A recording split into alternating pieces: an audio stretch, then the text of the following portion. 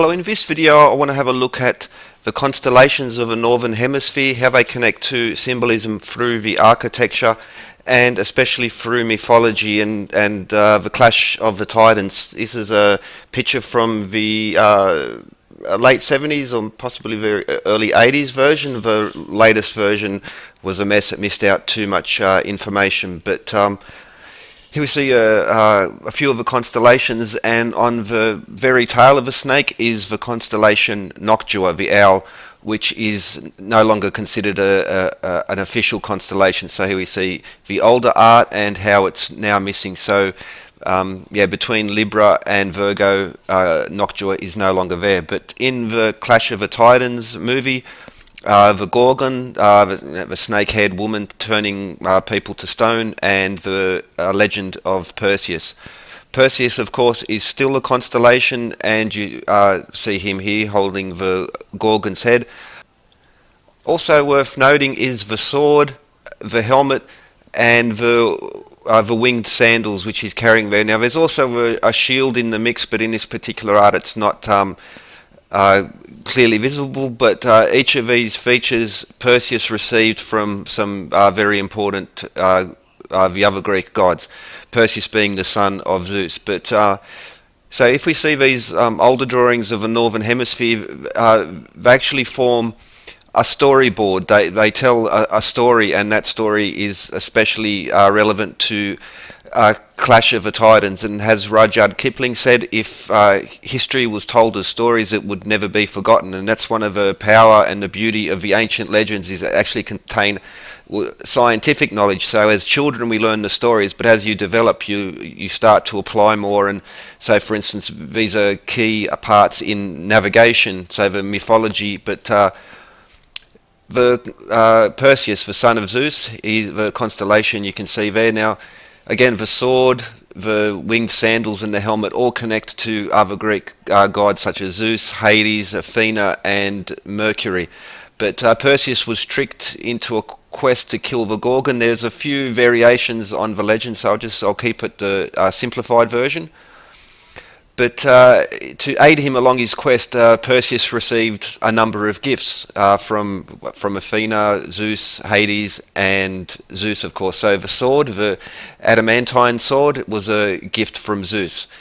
All of these would help him overcome the Gorgon later on. Now, the shield he received from Athena. The winged sandals he received from Hermes. They enabled him to fly. Most people might think Perseus the flying horse, but Pegasus the flying horse, but that only come after he killed the Gorgon. And the helmet from Hades, helmet of invincibility. It might be worth going into explaining how the Gorgon or Medusa was cursed with the snakes in her hair turning men to stone. It was due to Athena. Now, Medusa was originally a beautiful mortal woman, but she slept with Poseidon or Neptune in the sacred temple. This enraged Athena, and so Medusa was cursed. I'll go into Sydney in much more detail at the end, but the Athena statue, a gift from the people of Athens in the year 2000. The sash has, again, the Medusa symbolism on the Athena, and also the State Bank building has the Doric, Ionic and Corinthian columns. So yeah, these are nice connections back to Greece. But to continue with the legend of Perseus, Perseus was able to kill the Gorgon Medusa without looking at her, by using the reflection of a shield given to him by Athena. Now, once he decapitated her, Pegasus sprung forth from the body. So he wasn't flying around, initially at least, with Pegasus. He was using the winged sandals of Hermes.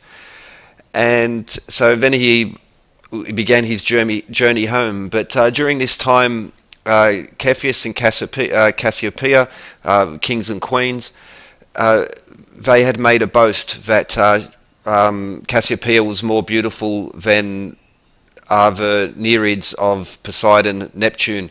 A curse was put on them, and the sea creature was going to destroy the city, and so Andromeda was chained to a rock and offered in sacrifice. Now, another couple constellations connecting directly to that, and especially to Poseidon and Neptune, is Delphinus. Delphinus, the dolphin. Initially, Neptune was trying to propose to Amphitrite, but she ran away, and the dolphin Delphinus found her and brought her back to Poseidon. In rewards, he was placed in the stars. Now, Poseidon's also the patron god of horse racing, and so we have the constellation Aquarius right next to each other. So you start to see how all these constellations actually connect through myth and legend, Greco-Roman gods especially.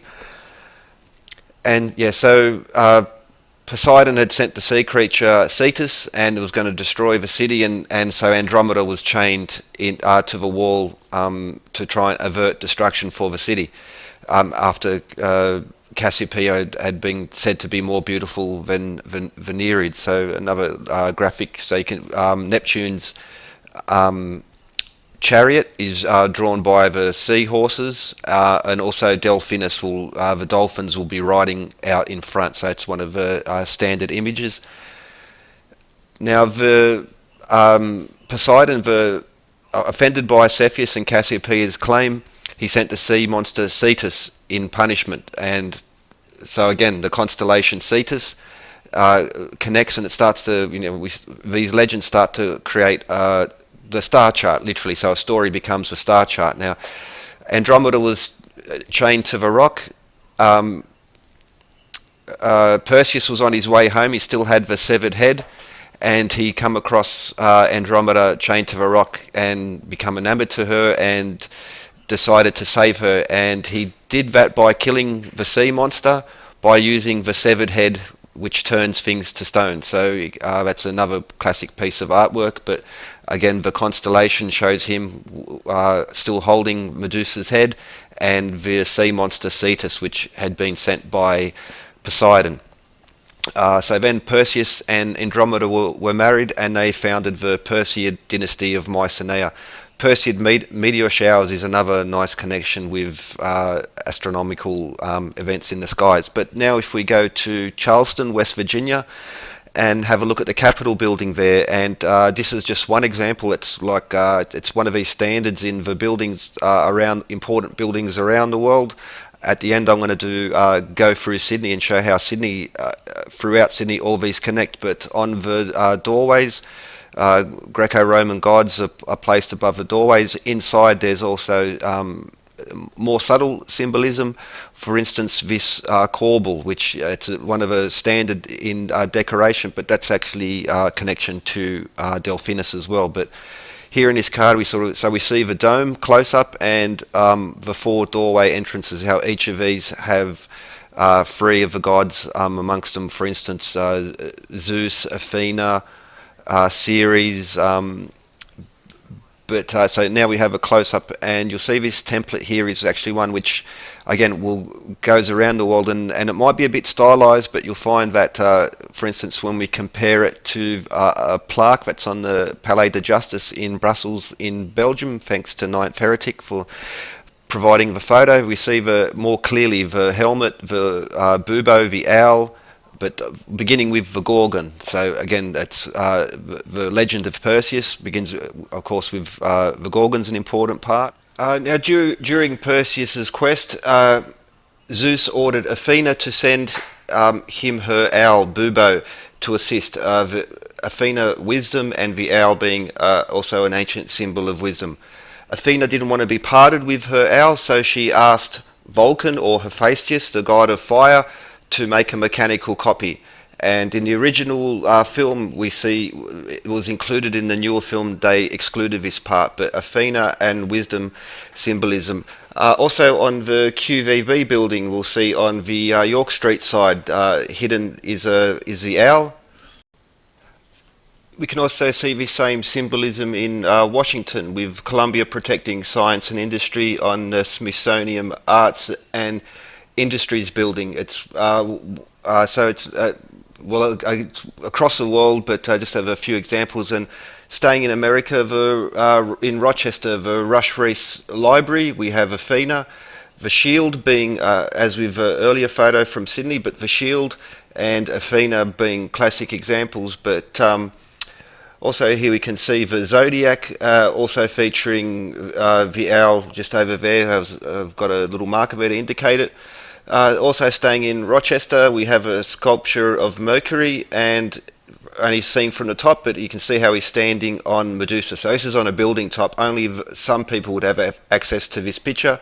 But again, the same symbols going over. And in a couple of videos ago, I discussed Eduardo Paolozzi, and Vulcan and Cyclops. Vulcan made the owl using the Cyclops as his assistant. So Bubo in Belgium, Bubo in the Charleston, West Virginia Capitol building, but it carries on. So even the helmet there, the helmet of Hades, the god of the underworld, some Pluto or Orcus as well, and